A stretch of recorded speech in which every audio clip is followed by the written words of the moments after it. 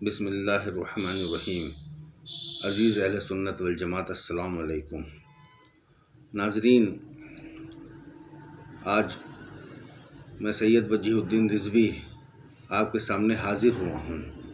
چند روز قبل اجمیر شریف کے خداموں نے یہ بیان دیا کہ اجمیر شریف عرس میں کوئی بھی شخص مصطفیٰ جان رحمت سلام نہیں پڑھ سکتا ہے، اور اس سے بھی پہلے ان کی تمام گستاخیاں سامنے آئیں، کبھی صحابہ اکرام کی شان میں، کبھی شیخین کی شان میں۔ تو سب سے پہلے ان کو ایک چیز یہ سمجھنی چاہیے کہ مولا علی کرم اللہ تعالیٰ وجہ الکریم کا تم ذکر کرتے ہو، ان سے محبت کا دعویٰ کرتے ہو، مولا علی سے محبت کر کے شیخین کی شان میں گستاخی، یہ مولا علی سے عشق نہیں، مولا علی سے بغاوت ہے۔ صحابہ اکرام کی گستاخی، یہ مولا علی سے بغاوت ہے۔ جب معاملے آقاؤں کے ہوا کرتے ہیں کہ مولا علی بھی آقا ہیں، ابو بکر صدیق رضی اللہ تعالیٰ عنہ بھی آقا ہیں، تو ان کے کیا مسائل ہیں؟ اس کے بعد ہمارے جو محدث رہے، مجدد رہے، ہمارے سرکار غوث پاک رضی اللہ تعالیٰ عنہ کا دور رہا، ہمارے سلطان الہند کا دور رہا، انہوں نے اپنی کتابوں میں کہیں کسی بھی شیخین کی، کسی بھی صحابہ اکرام کی گستاخی لکھی کیا؟ اگر آپ غریب نواز سے محبت کرتے ہیں تو آپ غریب نواز کی زندگی پہ اپنی نظر کو رکھیے۔ سرکار غریب نواز نے اپنی زندگی میں جو کتابیں لکھیں، جو بیان دیے، جو تحریر دی، کہیں پہ سرکار غریب نواز نے خلفائے راشدین کی یا صحابہ اکرام کی نعوذ باللہ گستاخی کی ہو؟ حتیٰ کہ سرکار غوث پاک رضی اللہ تعالیٰ عنہ ارشاد فرماتے ہیں کہ ہر ایک صحابی عبد القادر کے سر کا تاج ہے۔ تو ہمارے غوث و خواجہ نے جب ہر صحابی کو ادب کیا، محبت کی، تو تم کس بنا کے اوپر صحابیت کے خلاف بولتے ہو؟ اور اب بات رہی اعلیٰ حضرت فاضل بریلوی کی، تو اعلیٰ حضرت نے ہم کو وہی راستہ بتایا ہے جو راستہ اہل بیت اطہر کا تھا، جو راستہ خلفائے راشدین کا تھا، جو راستہ صحابہ اکرام کا تھا، جو راستہ امام اعظم ابو حنیفہ کا ہے، وہی 14ویں صدی میں راستہ امام احمد رضا فاضل بریلوی نے ہم عاشقان رسول کو عطا کیا ہے۔ اور اعلیٰ حضرت سے بغض وہی کرے گا جو شریعت چھوڑ کے طریقت اور تصوف کی بات کرے گا۔ شریعت میں ہی تصوف اور طریقت ہے۔ جب انسان شریعت پہ چلے گا تبھی اس کو یہ راستہ ملے گا۔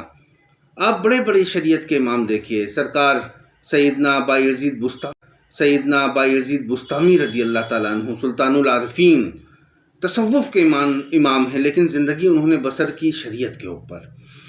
آج یہ خادموں نے پھر سے حد کر دی ہے اپنی عداوت کی، اپنی نفرت کی۔ ان خادموں کو میں ایک پیغام دیتا ہوں کہ ابھی سدھر جاؤ، ورنہ تم کو سدھار دیا جائے گا۔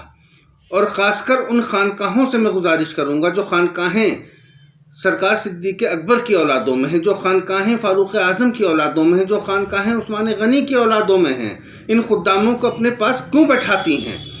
جب تمہارے جد امجد کی شان میں گستاخی ہو رہی ہے، تم ایک اتحاد کے ساتھ ان خادموں کو جواب دو کہ ہمارے جد امجد کی شان میں تم گستاخی کر کیوں رہے ہو؟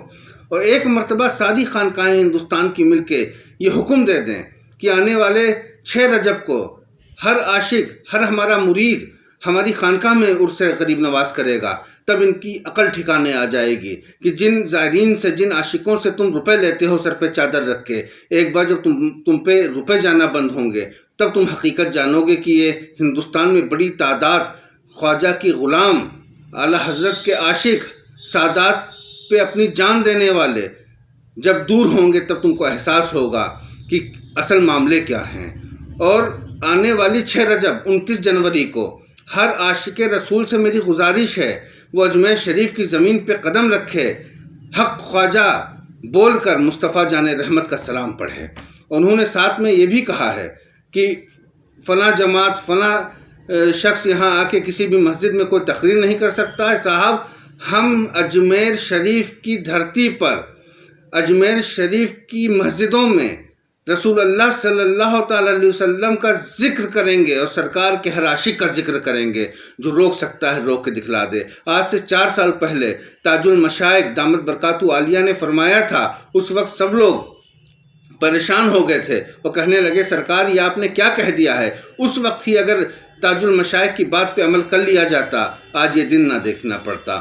تو آج آپ سب سے گزارش ہے کہ ایک جٹ ہو جائیں، اتحاد بنائیں، ہر خانقاہ، ہر سادات، ہر شیخ فاروقی عثمانی ایک جٹ ہو کر یہ پیغام بلند کریں، ہم اسی مسلک پہ ہیں جو مسلک مولا علی کا تھا، ہم اسی مسلک پہ ہیں جو مسلک ہمارے صدیق اکبر کا تھا، فاروق اعظم کا تھا، عثمان غنی کا تھا رضی اللہ تعالیٰ عنہما، اور ان خادموں کا بائیکاٹ کریں۔